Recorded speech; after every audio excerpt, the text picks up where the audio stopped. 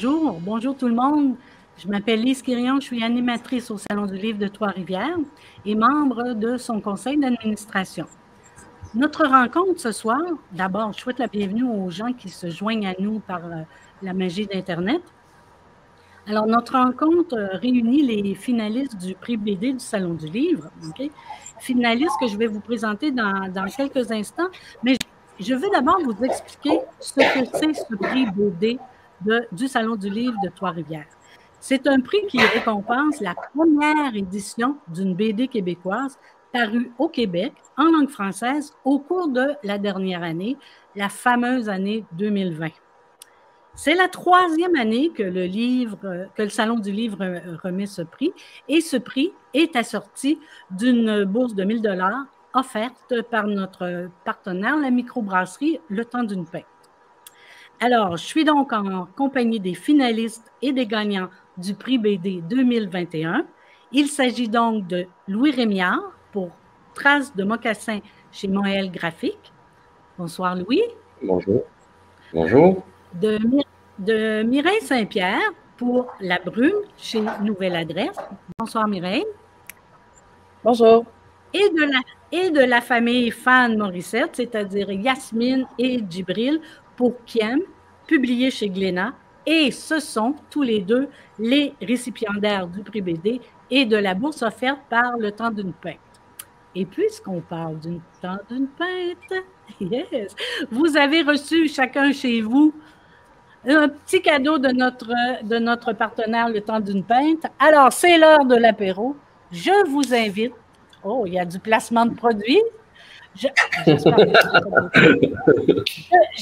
vous invite à trinquer avec nous. À la maison aussi, hein? Vous pouvez trinquer, prendre un petit verre et boire à la santé de nos finalistes et de nos gagnants. Je prends une gorgée. Vous allez voir, l'entrevue va devenir de plus en plus fluide et vous allez penser à mesure que le contenu de votre canette va descendre. D'accord? Je vais me garder une petite gêne, je vais attendre un peu. Moi, je bois de la bière qui s'appelle la Côte aux deux fesses. Okay? Pour les gens qui sont à l'extérieur de Trois-Rivières, la Côte à deux fesses, c'est une rue célèbre de Trois-Rivières, de son vrai nom, la Côte Plouffe. Alors, mais on préfère, c'est plus poétique, la Côte à deux fesses. Alors, passons aux choses sérieuses. Alors, j'ai lu vos BD, je les ai ici avec moi, on va en parler tantôt, mais qui de mieux que les créateurs eux-mêmes pour présenter leurs œuvres? Okay? Leurs œuvres qui ont été écrites l'année dernière. Vous ne vous gênez pas pour intervenir quand bon vous semble. Hein? On n'est pas nombreux, alors il n'y a pas risque qu'on s'enfarge les uns des autres. Et je commencerai par le père de la BD. Je commencerai par Louis, qui, déjà dans les années 70, étiez-vous né, vous autres, dans les années 70? Je ne crois pas, non.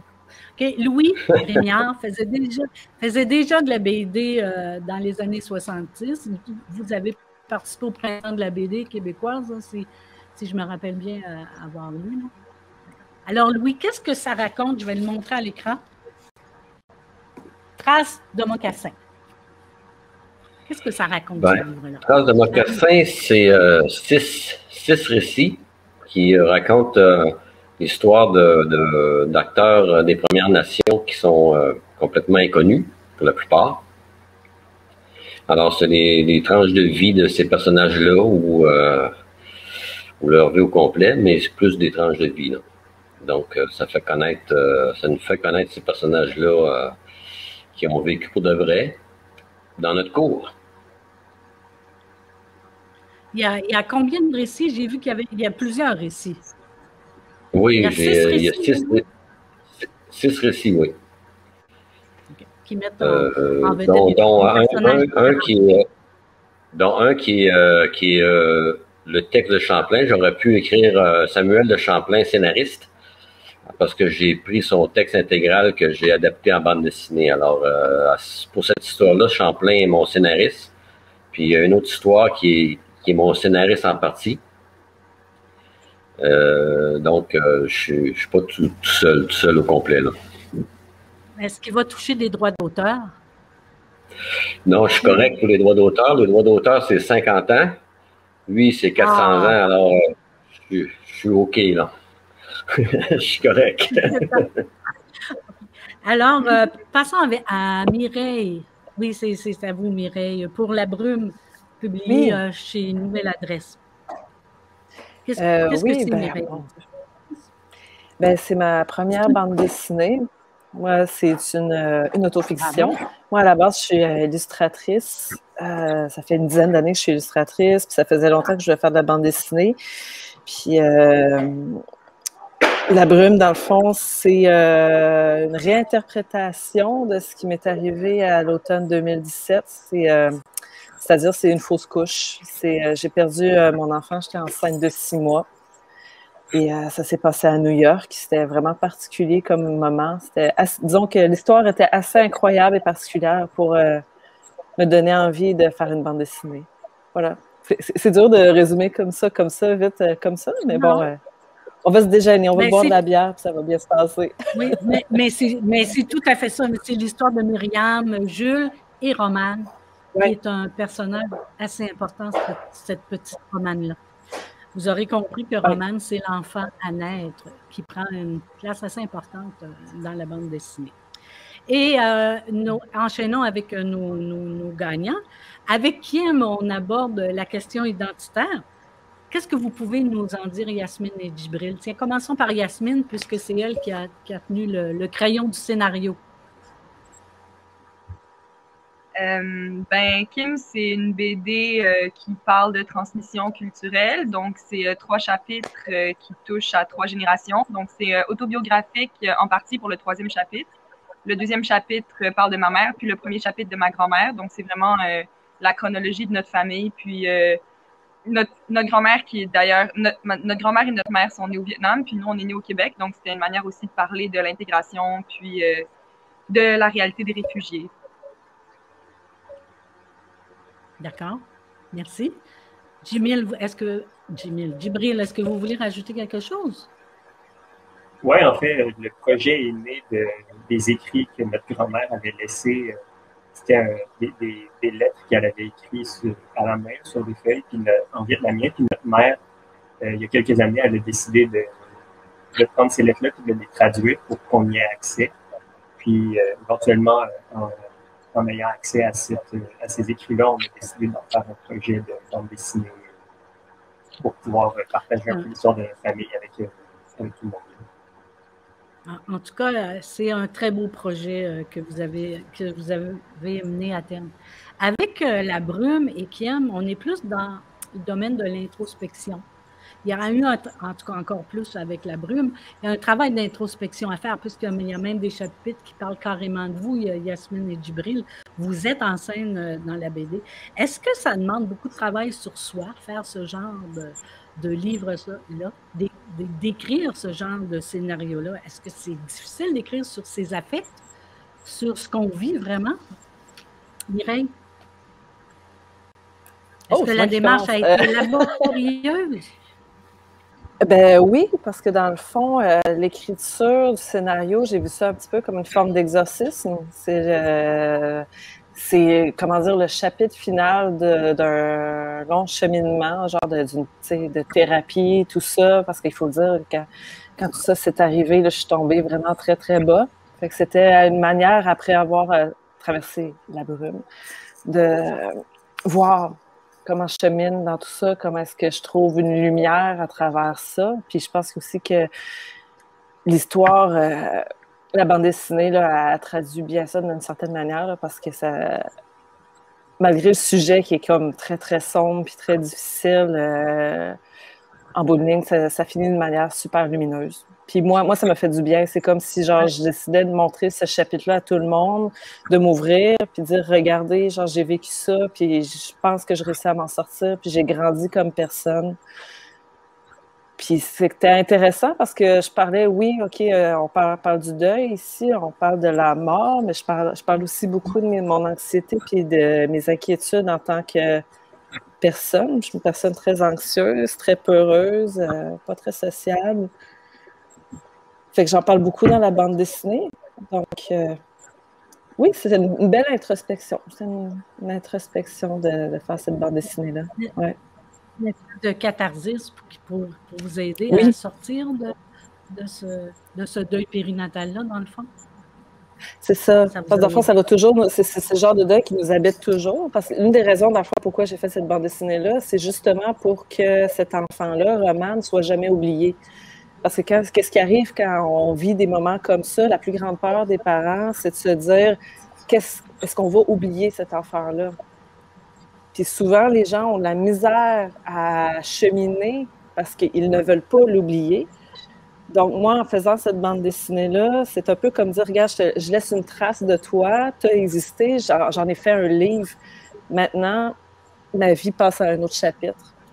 Puis je suis reconnaissante, dans le fond, de son passage dans ma vie. Puis, oui, c'est comme, c'est l'héritage que Roman me laisse, c'est un peu, c'est ce livre-là, c'est cette histoire-là.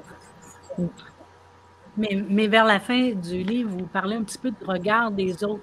Vous dites que la fin est lumineuse, oui, c'est vrai.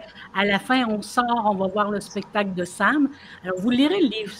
La BD, c'est vraiment excellent. Moi, je le connais par cœur. On va voir le spectacle de Sam, puis les gens beaucoup disent « Hey, elle est déjà sortie. » C'est comme si elle était une espèce de sans-cœur de sortir, puis d'aller au Club Soda, ou je sais pas, je ne me rappelle pas exactement c'est où, là.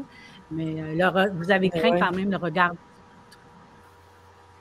Ben, je sais pas s'il y en a là, qui vont qui vont se sentir concernés, mais tu sais, quand on est mère, ou du moins quand on est enceinte, puis ensuite mère, je pense que ça continue, on a une énorme pression par rapport au regard des autres. On dirait que c'est drôle à dire, mais c'est que dès qu'on est enceinte, on dirait qu'on devient une propriété publique. Je sais pas comment dire ça. Tout le monde a le droit de dire ou de faire. Oui. De toucher votre ventre. On sent toujours une pression. Oui, ça, c'était affreux, là. Je veux dire, j'ai eu d'autres enfants, j'ai eu un autre enfant après, puis tout ça, puis je l'ai vécu, là, le fait de se faire toucher le ventre en public, c'était avant la COVID. Mais oui, que les gens passent des commentaires, « Ah, tu devrais faire ci, ah, tu devrais faire ça. » Même dans la bande dessinée, à un moment donné, je pense que j'en avais parlé dans une autre entrevue, il y a une scène où les gens festoient sur un toit. Puis mon personnage est toujours enceinte à ce moment-là. Et même si dans la vraie vie, cet événement-là, j'ai bu une bière sans alcool, ben dans la bande dessinée, je me suis dessinée sans bouteille parce que je me suis dit, ah, les gens vont juger, ils vont faire comme, ah ben oui, elle buvait de la bière, elle faisait pas attention, elle était irresponsable. C'est ça. D'où la fausse couche. Mais c'est ça, oui. Oui, c'est ça.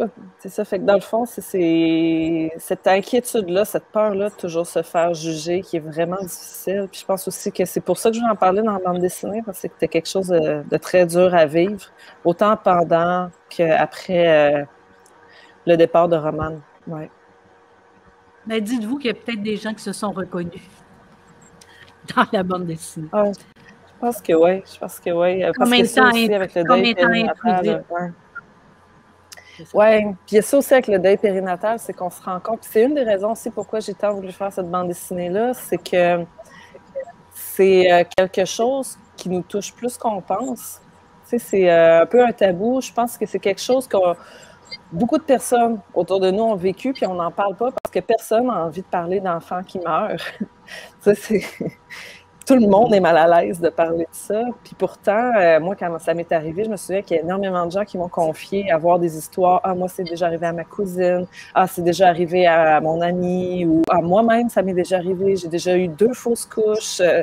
C'est des choses très difficiles, puis qu'on n'ose pas en parler. Puis le fait que moi, j'ai décidé de le faire, en tout cas, moi, dans mon entourage, ça a ouvert énormément de conversations difficiles, mais importantes. Ouais.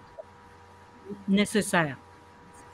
Alors vous, Yasmine et Djibril, est-ce que de faire cette œuvre-là, ça vous a aidé un peu à vous y retrouver? Vous êtes issus d'ancêtres géographiquement et culturellement pas mal éloignés les uns des autres. Est-ce que ça vous a aidé à vous y retrouver, à réaliser cette espèce de quête identitaire? Bon, allons-y, Djibril. Parce que là, vous hachez la tête. Ben, vous pouvez parler, hein? Vas-y, Djibril. Oui. Ben, moi, je dirais que ça a définitivement été... ça a fait partie de mon processus de construction identitaire, si on veut. je ne sais pas à quel point, bon, les questions qu'on se pose dans le livre et tout, c'est des questions que je me posais avant qu'on travaille sur ce projet-là. Donc, je ne dirais pas que c'était quelque chose de nécessairement nouveau, que c'était le, le moteur derrière le questionnement. Mais je dirais qu'à quelque part, ça a été un outil pour arriver à un aboutissement qui, aujourd'hui, j'ai l'impression qu'après avoir travaillé sur ce projet de bande dessinée-là, je suis beaucoup plus en confiance avec mon identité, je suis beaucoup plus en contrôle, puis je comprends beaucoup mieux les fondations sur lesquelles je me repose. Puis aussi, on parlait on parlait de la quête identitaire, puis à travers ce livre-là, pour Yasmine et moi, je pense que c'était effectivement une partie de notre quête identitaire, mais c'était aussi de pouvoir montrer que cette quête identitaire-là, n'importe qui, en fait, peut l'entreprendre avec son propre entourage, avec sa propre famille. L'idée avec le livre, je pense, c'était de montrer que c'était quelque chose qui était accessible à tout le monde. Tout le monde n'a pas une grand-mère vietnamienne, par contre. C'est plus difficile. Est-ce que vous avez non, mais tout le monde a une histoire familiale. Oui, c'est pour ça que vous allez explorer le côté Morissette, peut-être éventuellement. C'est ce qu'on lit à la fin du livre. Vous, Yasmine, le fait de mieux connaître votre grand-mère comme ça, est-ce que ça vous a conforté dans votre quête identitaire? Je pense que la quête identitaire avait déjà comme été entamée avant ça. Donc, depuis qu'on est jeune, on en parle, on est bien conscient que nos parents sont différents l'un de l'autre, puis qu'on est issus de ça. Je pense qu'un peu comme mon frère disait, c'était surtout un effort de consolidation identitaire. Donc, la quête était déjà un peu faite, mais ça nous a comme poussé un peu plus loin dans la rendre concrète. Je pense que pour moi, en tout cas, ce travail de recherche-là, ça a été encore plus important pour moi, pas autant pour mon identité à moi, mais pour comprendre celle de ma mère, parce qu'il y a plein de choses que je pense que je comprenais pas de elle, de ce que je connaissais pas sa mère à elle. Donc, je pense que ça a été surtout bon pour consolider aussi la relation que j'ai avec ma mère, plutôt que ma relation avec moi-même, là. Donc, voilà. C'est intéressant. Vous avez découvert des choses à propos de votre mère. Oui, puis pas juste notre mère, je pense toute notre famille. Toute votre famille. Louis, là, je ne vous ai pas oublié, là, Louis, là, pas du tout. Je sais que vos livres ne sont pas du tout un travail d'introspection et vous n'avez pas de grandes réflexions intérieures à faire pour écrire sur les coureurs des bois. Mais est-ce que ça vous a déjà tenté de dessiner, de faire un scénario plus introspectif, une réflexion plus personnelle? Oui, j'ai fait beaucoup de livres. Alors, j'en ai plusieurs histoires sur moi, là. J'ai même fait une histoire qui s'appelle Une vie pour rien. C'est avant de faire dans le créneau historique, j'étais plus dans le créneau humoristique, alors humoristique satirique. Alors, j'ai fait une bande dessinée qui me représente à toutes les décennies de ma vie jusqu'à... là, je suis rendu à peu près à l'avant-dernière case, là. Ça s'appelle Une vie pour rien avec point d'interrogation. Et parce que c'est pas une affirmation, c'est un questionnement. Et j'en ai fait d'autres. D'ailleurs, dans les bandes dessinées Traces de mocassin et Le retour de l'Iroquois, il y a de moi là-dedans aussi, mais transposé dans des personnages parce que c'est des aventures qui se passent en plein air, dans les grands espaces que je fréquente beaucoup. Alors, il y a beaucoup d'aspects que j'ai vécu que je transpose dans les récits que j'illustre. Okay, il y a un sous-texte. Il y a un sous-texte que nous, on ne décèle pas nécessairement. Mais que vous... Non, il y a des... Oui, c'est ça. En fait, il y a plein de trucs dans ça que j'ai vécu que c'est caché, que c'est pas moi, là, mais c'est moi, là, parce que ça met du carburant au récit, là, des choses comme ça. Alors, ceux qui ont vu les trucs, souvent je suis dans le fin fond des bois tout seul, alors c'est juste les animaux qui voient ça, là. Puis ils lisent pas mes livres. ça part quand même de vos expériences vécues. Oui, oui, il y a toujours une part de mes expériences vécues. Ouais. On vous a réunis ensemble et là, je me suis demandé, qu'est-ce qu'ils ont de commun, ces livres-là, cette histoire-là, ces trames-là? Qu'est-ce qui les réunit? Et j'ai trouvé que dans les 3 œuvres, il y avait quand même un devoir de mémoire qui était présent, un témoignage à faire devant les autres.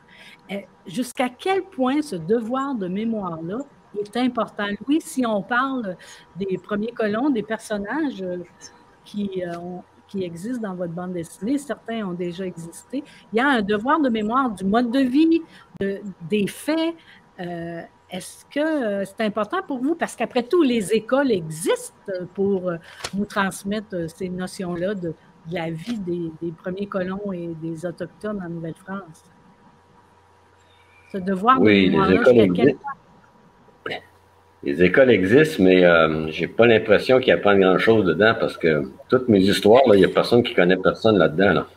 Pourtant, c'est dans certains cas, c'est des figures, des acteurs incontournables de notre histoire que personne ne connaît. Il y en a qui sont moins connus, évidemment, là. Mais c'est raconté par des gens connus, c'est raconté par des gens qui les ont côtoyés. Alors, c'est pas juste un devoir de mémoire, c'est un devoir de découverte parce que il n'y a pas de... Il y a personne qui se souvient de ça, là. Alors, moi, j'ai un petit job didactique à faire pour le transmettre, c'est de redonner la place qui revient aux Premières Nations. C'est des acteurs incontournables de notre histoire. Ils ont été mis de côté, comme on sait. Alors, aujourd'hui, ils sont capables de prendre leur place, mais moi, je parle de personnages qui ont existé dans le passé, qui ont été oubliés ou qui n'ont jamais été connus en tant que tels. Alors, moi, je puise mes sources d'inspiration dans les écrits anciens. Alors, dans ça, il y a des perles là, absolument... Là, un auteur de bande dessinée comme moi ne peut pas résister à adapter ces histoires-là en bande dessinée. Là. Il y a un grand travail de recherche documentaire quand même. Oui, c'est gigantesque, mais ce travail-là est venu parce que moi, j'ai pas commencé à faire des histoires sur les Premières Nations du jour au lendemain. Alors, moi, c'est un sujet qui m'intéresse. J'ai toujours eu l'impression, ici au Québec, de vivre en pays indien. D'ailleurs, ça l'était avant, mais plus maintenant. Mais bon, c'est toujours eu cette impression-là.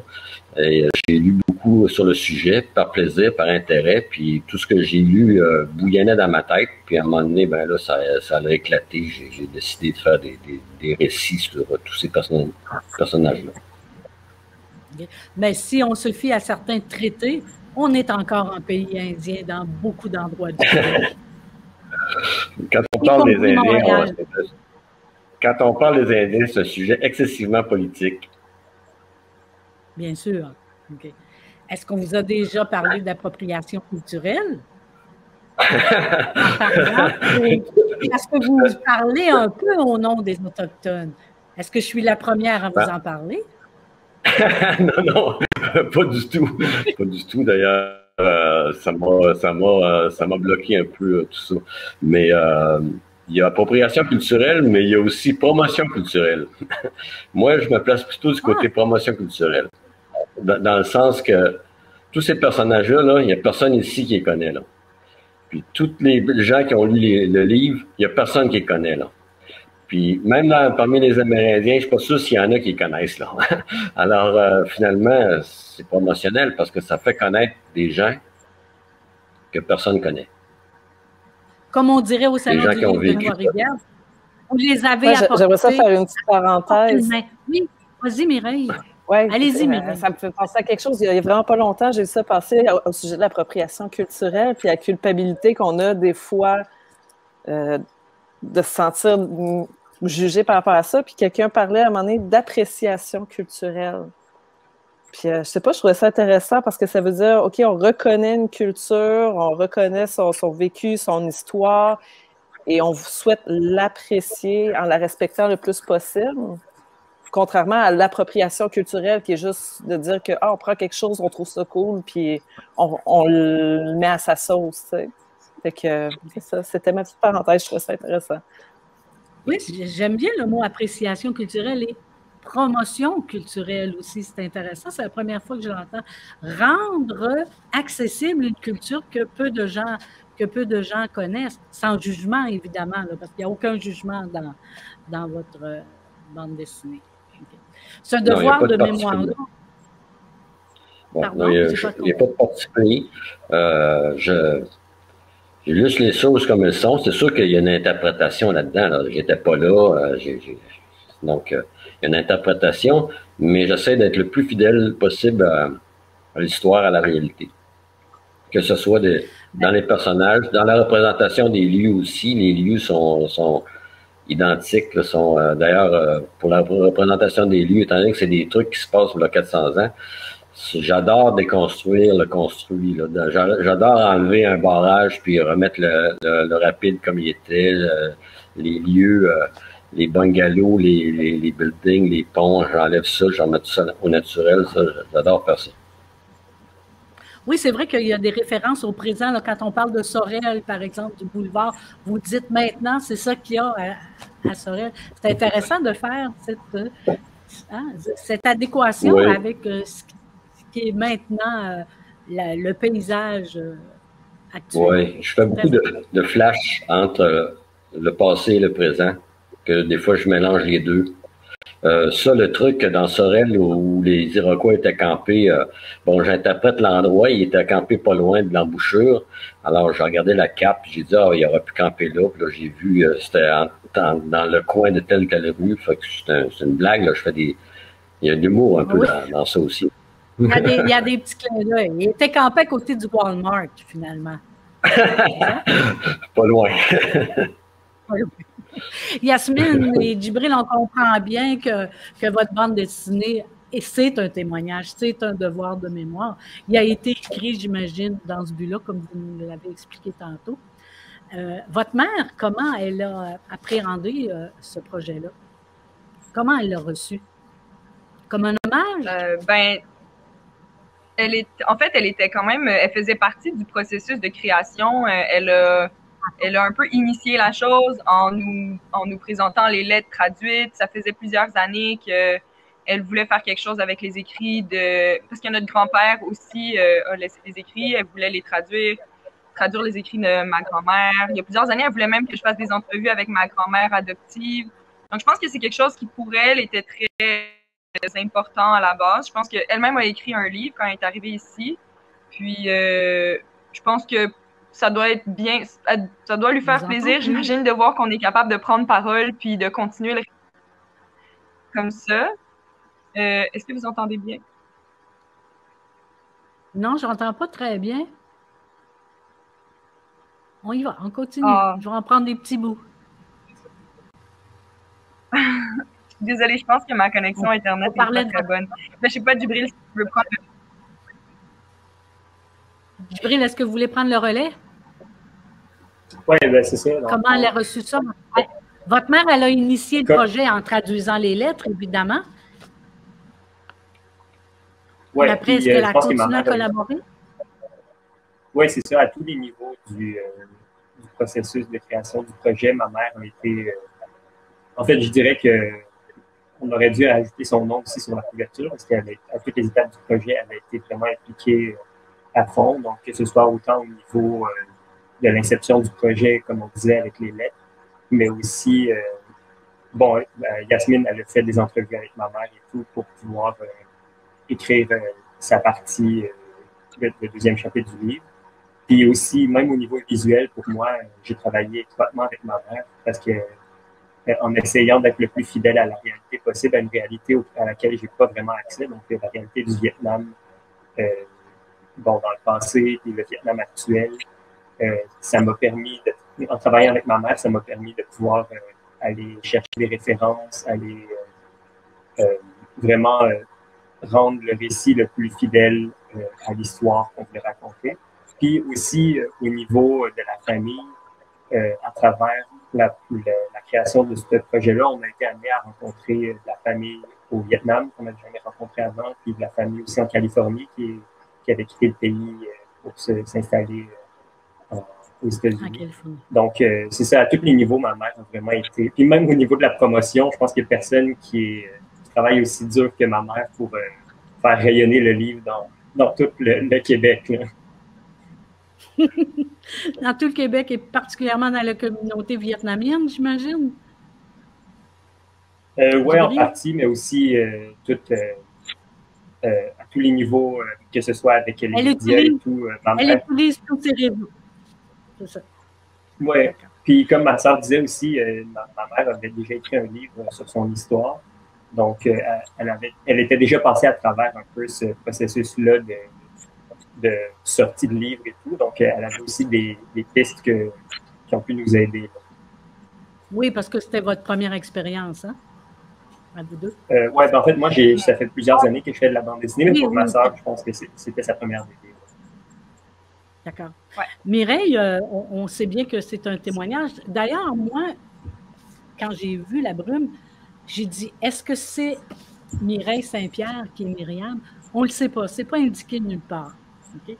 Là, je me suis dit, est-ce que, oui, c'est un témoignage, mais est-ce que c'est important de savoir si c'est l'auteur elle-même, si c'est une de ses amies, ou c'est parce que le sujet est quand même important, on n'en parle pas beaucoup, puis c'est quand même un deuil à faire. Mais pour vous, est-ce que vous avez écrit ce livre-là pour aider les mères et les pères? On n'en parle pas beaucoup des pères, mais les pères vivent un deuil quand même. Oh, il y a un petit. OK.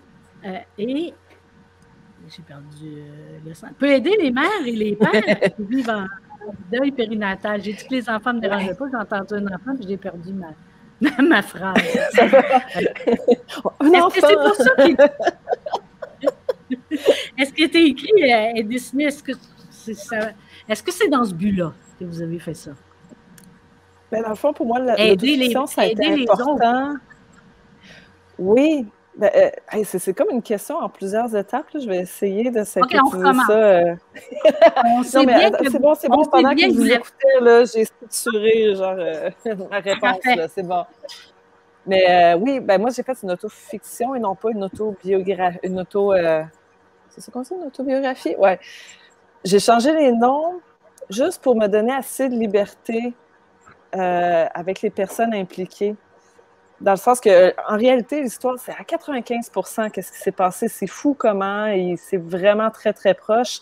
Mais je voulais me laisser cette porte de sortie-là juste pour protéger les gens autour de moi.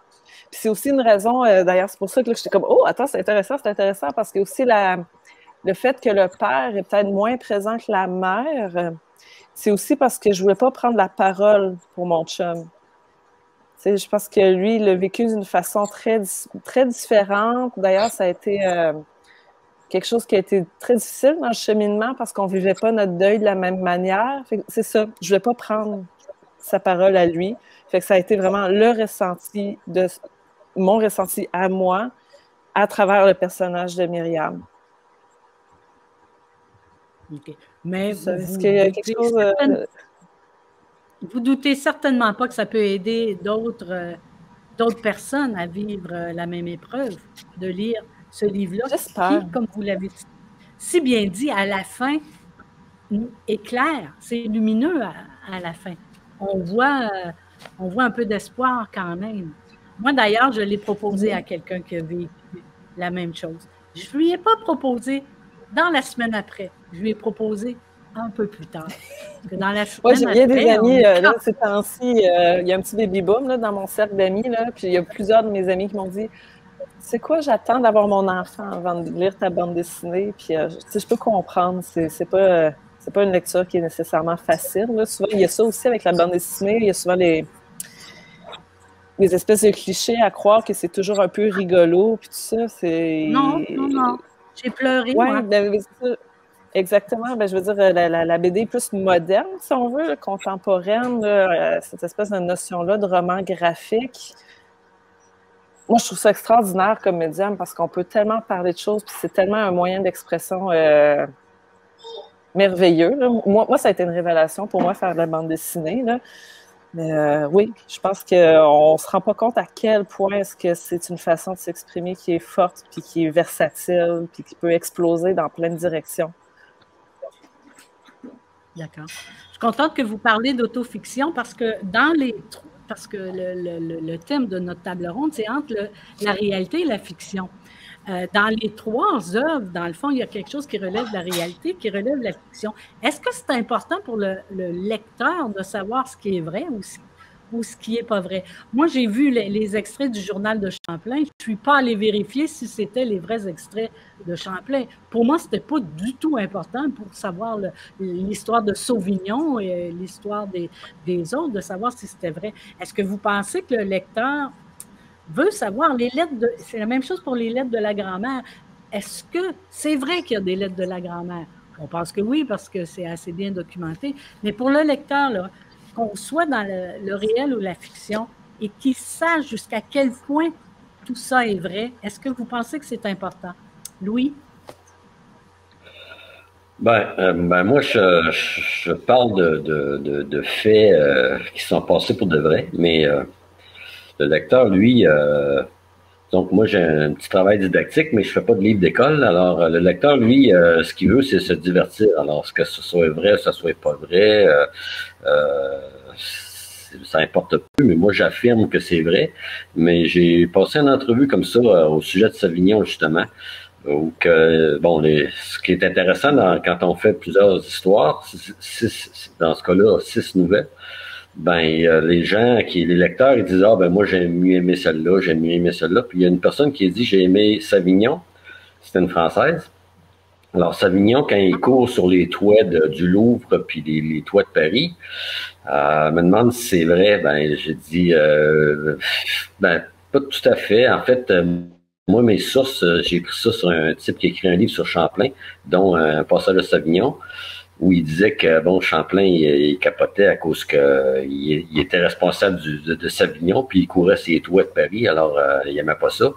Mais la personne qui a écrit le livre, il dit pas ses sources. Alors moi, je dis ma source, mais lui, il dit pas la sienne. Fait que je sais pas si c'est vrai ou pas, mais au niveau de l'histoire, ça opère. Alors, donc, on peut jouer un peu là, sur des choses un peu plus vraies, un peu moins vraies, mais ça, dans un contexte quand même qui est crédible. D'accord. Alors, on peut ajouter une part de romanesque à une réalité historique. Oui, on raconte une histoire, alors il faut quand même que ce soit intéressant à lire. Là. Moi, je me documente beaucoup, alors le défi, c'est de sortir de la documentation brute historique et de raconter une histoire intéressante. Ce qui n'est pas toujours facile. Là. Non, parce qu'il faut qu'on le lise. Il faut qu'il y ait des lecteurs. Oui, ça aide. Témoignage crédible, ça aide d'avoir des lecteurs. Yasmine et Djibril, la trame sous-jacente évoquée est toujours présente. C'est la guerre d'Indochine et la guerre du Vietnam. En fait, c'est la même guerre étalée sur 30 ans. La guerre n'est pas décrite pour elle-même. Il n'y a pas de scène de napalm comme on voit souvent quand on évoque la guerre du Vietnam.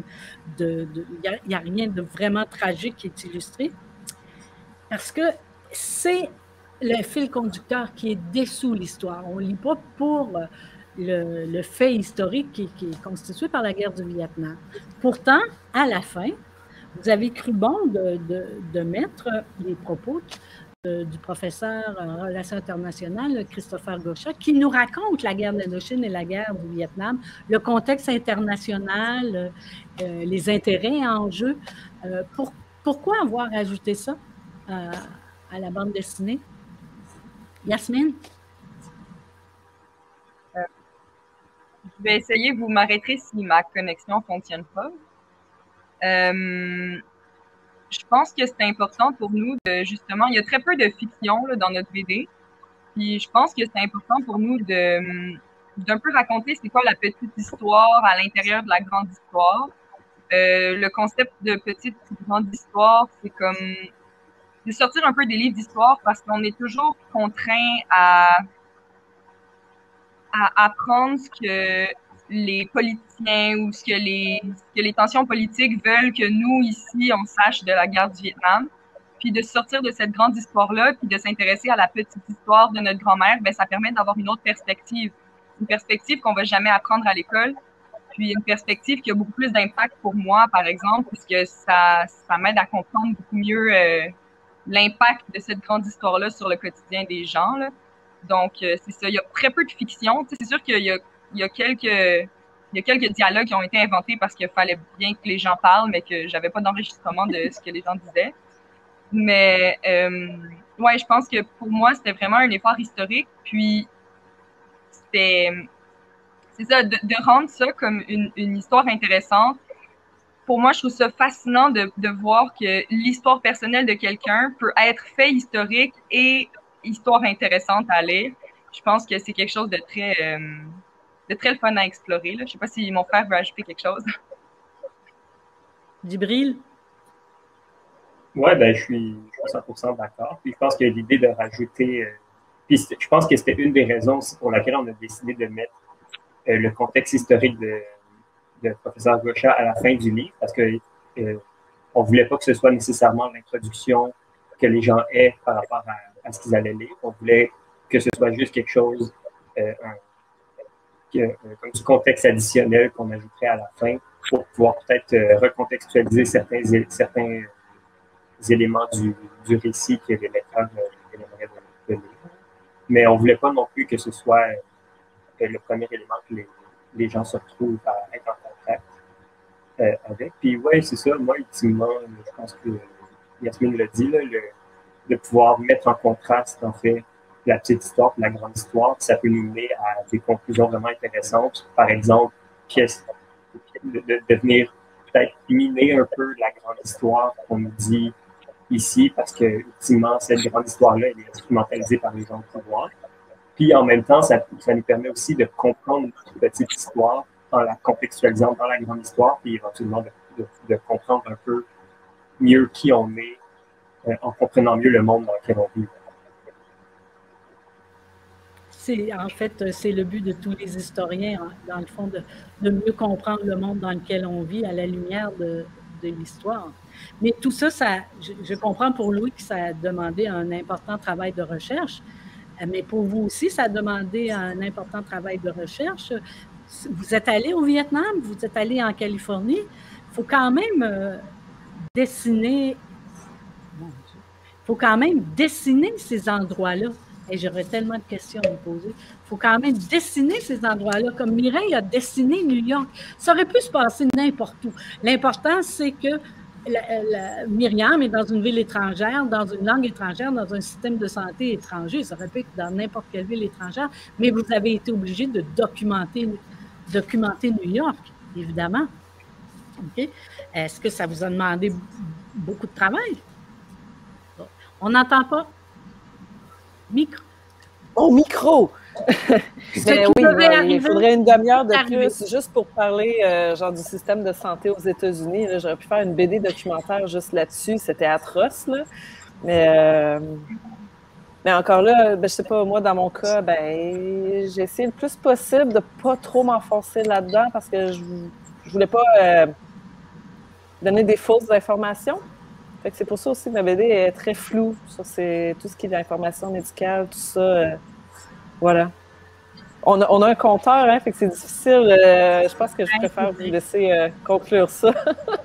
Mais je veux pas vous laisser avant de parler de dessin. Vous voyez là, ça c'est traces de mocassin. Je ne sais pas si vous voyez bien, mais il y a tellement de détails et de coups de crayon. Regardez comment... Ah, je le remonte, regardez.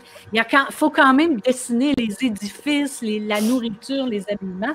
Et dans Kim, j'ai trouvé une autre page aussi. Regardez les détails qu'il y a là-dedans, les coups de crayon qu'il y a là-dedans. C'est un travail gigantesque que vous avez effectué. Comment on fait pour ne pas perdre le fil de cette histoire-là et de faire d'aussi beaux dessins? Des dessins aussi touffus et intéressants. Comment vous faites ça? C'est quoi le secret d'une belle bande dessinée comme ça? Pour Yasmine et moi, je pense que le secret, c'était de se splitter la job en deux, puis que moi, je puisse me concentrer seulement sur le visuel. Oui, mais votre visuel est très différent de ce que vous faites habituellement. Là. On est loin du monde de Marvel. Là. C'est pas du tout le même style. Vous avez adapté. Ouais, Écoute, à travers le dessin, là, on voit le Vietnam. C'est vraiment extraordinaire. Okay? Puis Louis, à travers votre dessin, on voit la Nouvelle-France. Et je ne veux pas vous quitter sans parler du dessin de Mireille, parce que Mireille, elle fait des dessins elle fait une bande dessinée avec des cases, des phylactères, hein, qu'on connaît habituellement. Puis tout à coup, elle nous arrive avec des pages comme ça. C'est magnifique. C'est magnifique.